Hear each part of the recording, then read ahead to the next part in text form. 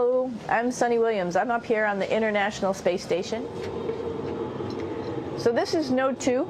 This is a really cool module. Of course, most of these modules you'll see they have 4 sides and they're put together. That way we could sort of work on a flat plane, either a wall, a floor, another wall, or the ceiling. But you know, again, all you have to do is turn yourself and your reference changes. The reason I'm bringing that up is because this is where 4 out of 6 of us sleep. And so people always ask about sleeping in space. Do you lie down? Are you in a bed? Not really, because it doesn't matter. You don't really have the sensation of lying down. You just sit in your sleeping bag. So here's one sleep station right here. I'm going in right now. You can follow me if you want. So I'm inside. It's sort of like a little phone booth, but it's pretty comfy. I've got a sleeping bag right here that we sleep in, so we don't have sort of like a little bit of a cover. We don't fly all over the place. But you know, you can sleep in any orientation. I have it sleeping, feeling like I'm standing up right now, but like you saw, I'm on the floor. But it doesn't matter if I turn over and I sleep upside down. I don't have any sensation in my head that tells me that I'm upside down, so it really doesn't matter. The sleep station is also like a little office. We've got a computer in here. As you can see, we've got a couple little toys. I've got some books. I've got some clothes and other things that make it sort of like home. I'm coming out. And just for reference, that's one sleep station. This one's another. Right here. There's one on the ceiling, if you want to call it. Right here. And then there's a 4th on the other wall over here. So all of us sleep in a little bit of a circle. All right, come on back. There's more to show you.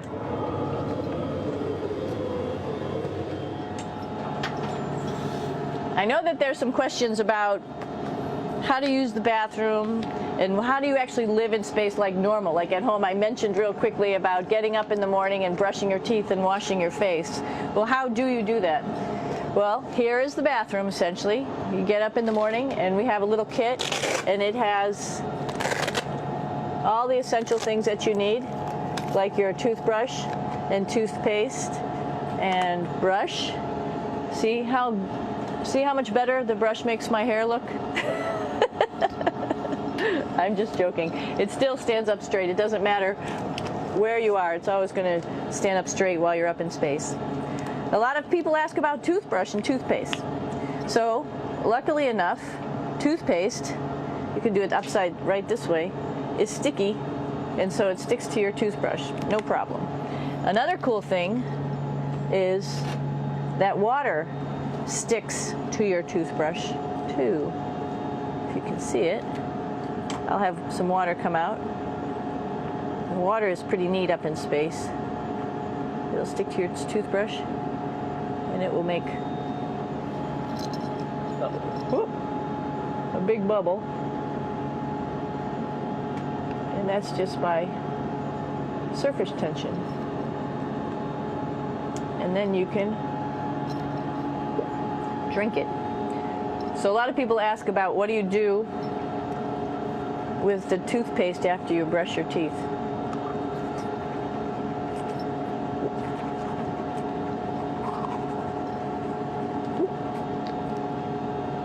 Two options.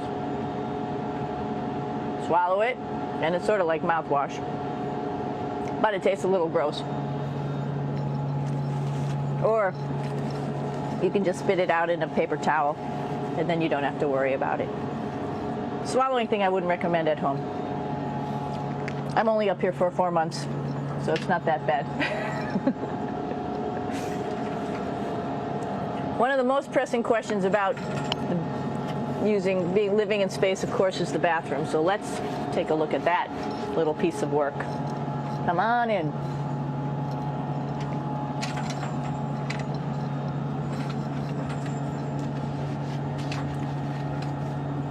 Here we are at the throne. This is awesome. You might see the little You might have noticed a little moon on the outside.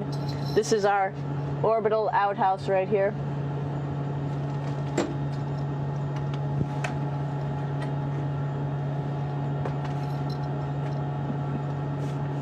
And of course, it serves for two functions. Number 2, right here. I'll show you. But you see it's pretty small, so you have to have pretty good aim, and you'll be ready to make sure things get let go the right direction. And it smells a little bit, so I'm closing it up. And that's, of course, for number 2.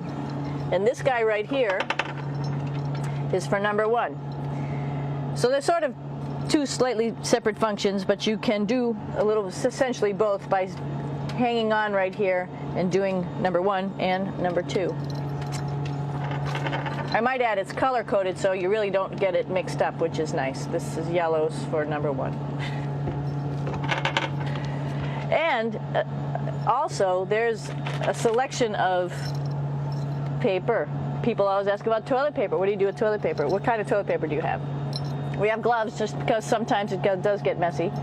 We have some Russian wipes, which are a little bit coarse if you like the coarse type of toilet paper. We have some nice tissues, which are nice and soft if you like soft toilet paper. We have Huggies, just for any cleanup. You know, we were all babies once, and this sort of helps. And then if things get really out of control, we have disinfectant wipes, just to make sure we clean up here. Because, you know, just like the water I showed you, the number 1 stuff can sort of go all over the place if you don't aim correctly. And did I mention both of these have a little bit of suction, so they should keep things going in the right direction. But like I said, sometimes things get a little out of control if you are out of control yourself flying around. So we have lots of protective stuff. And of course, you do have your privacy. There's a little door.